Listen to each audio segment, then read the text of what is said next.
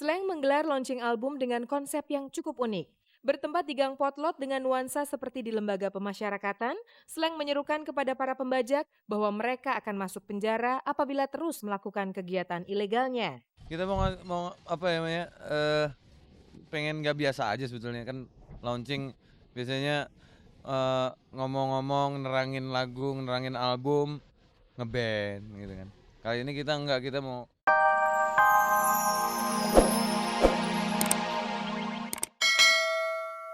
Sejak saat itu, janda kembang ini mulai bisa unjuk kebolehannya dalam hal tarik suara di manca negara.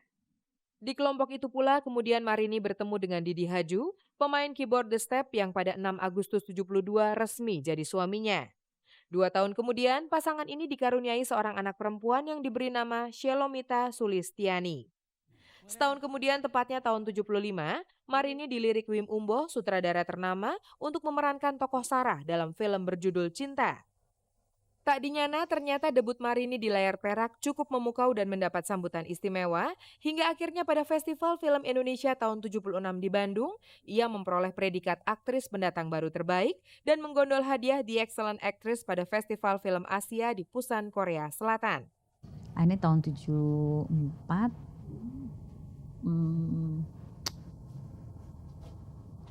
ya 74 akhirnya datang ke rumah. Marin, saya ada cerita. Kamu sebagai penyanyi, itu film cinta. Saya tanya ibu saya ya, saya tanya gimana nih? Udah coba aja. Gak apa-apa katanya. Ya udah. Akhirnya main cinta. Ya udah keterusan. Di saat tingkat popularitasnya meroket, Marini lagi-lagi tidak mampu mempertahankan keutuhan rumah tangga. Karena pada tanggal 24 Juli 80, pasangan Marini dan Didi resmi bercerai. Tidak lama ia menjanda, karena pada tahun 83 Marini kembali menikah. Kali ini dengan Idris Sardi, violis ternama yang kala itu sudah beranak 3.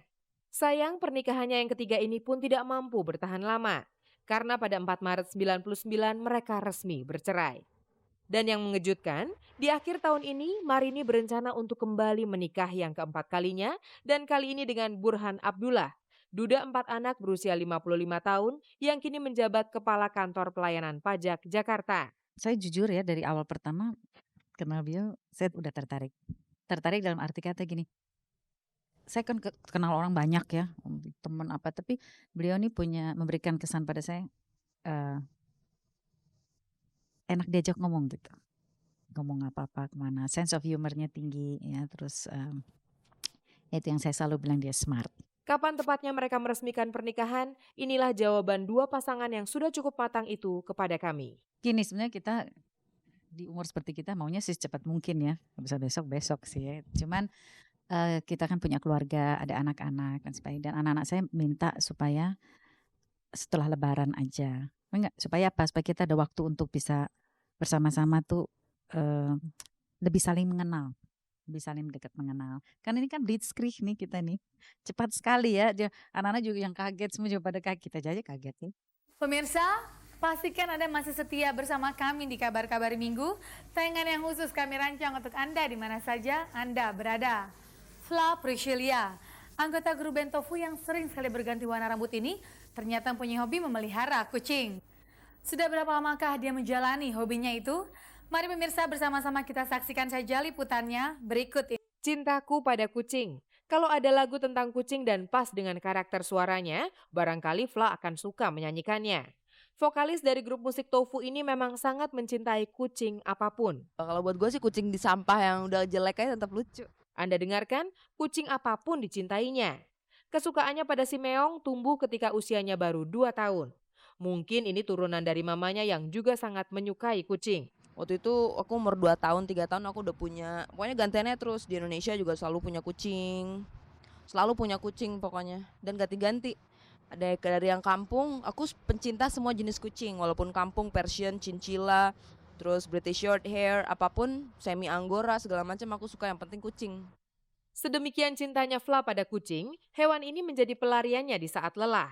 Terapi nih buat aku. Jadi kalau capek gitu, ngeliat muka dia duduk, tidur tuh kayaknya indah gitu, damai. Tapi mungkin buat orang yang nggak pecinta kucing mungkin ngapain sih gitu, jijik gitu ya. Yang ini jenis British Shorthair. Dia kesayangan Fla. Memperlakukannya pun sangat istimewa. Sementara kucing-kucing lainnya hanya dimandikan biasa. Dimandiin pakai air hangat, pakai ember gede gitu, disikatin satu-satu. Tapi kalau yang British short hair itu yang kucing itu aku biasanya ke salon. Aku telepon salonnya jemput sini, mereka mandiin, ntar balikin lagi kayak gitu. Fly yang berhati kucing. Dimanapun dilihatnya kucing menderita, akan dibawanya ke dokter hewan sampai sembuh. Seluruh biaya ditanggungnya. Pokoknya aku pengen banget suatu saat pengen punya yayasan kayak gitu, cuma nggak mungkin ya di Indonesia karena orang kelaparan juga masih banyak banget, masa ngurusin kucing. Selanjutnya disingkapkannya lengan bajunya. Ada kucing di kulitnya. Oh ya, ini kebetulan aku punya tato. Aku baru tato kucing sekitar 2 bulan yang lalu. Ini gambar kucing. Kalau yang ini tapak kucingnya. Ini tapak kucingnya. Ini sebenarnya aku nggak niat banget tato. Waktu itu aku lagi pergi sama anak-anak Tofu juga, lagi ke Singapura, lagi jalan-jalan sama suamiku juga, sama Iso. Aku lagi jalan ke sana, terus yang cowok-cowok yang pada pengen tato, Arif, Tofu waktu itu sama suamiku pengen tato. Cuma sumpah aku nggak mau karena aku takut. Itu pertama, dan kedua juga aku nggak kepengen aja gitu, maksudnya masih maju mundur, pengen tapi takut sakit segala macam. Tapi tiba-tiba pas di sana aku ngeliat gambar kucing, padahal nggak niat tato. Pas ngeliat gambar kucing kok lucu banget gitu gambarnya.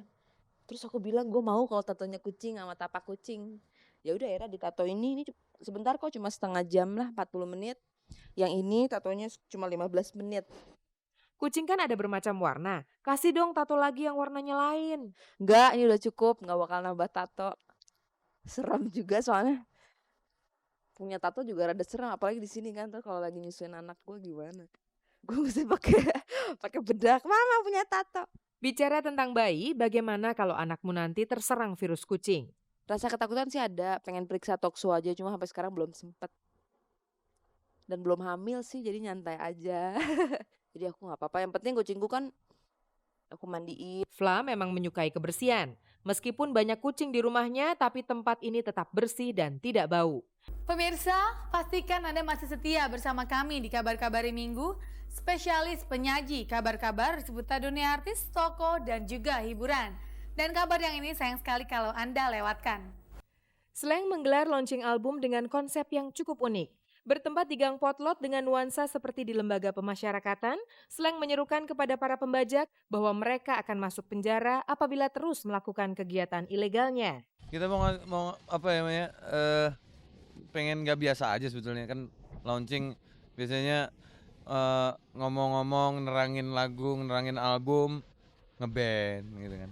Kali ini kita enggak, kita mau nerangin sambil acting sambil nerangin isi album bajakannya ini gitu. Kamu juga kasusnya pasti, Sab. Saya nggak salah apa-apa, Pak. Jumat 3 Oktober lalu, artis cantik Elma Theana merayakan hari jadinya yang ke-29.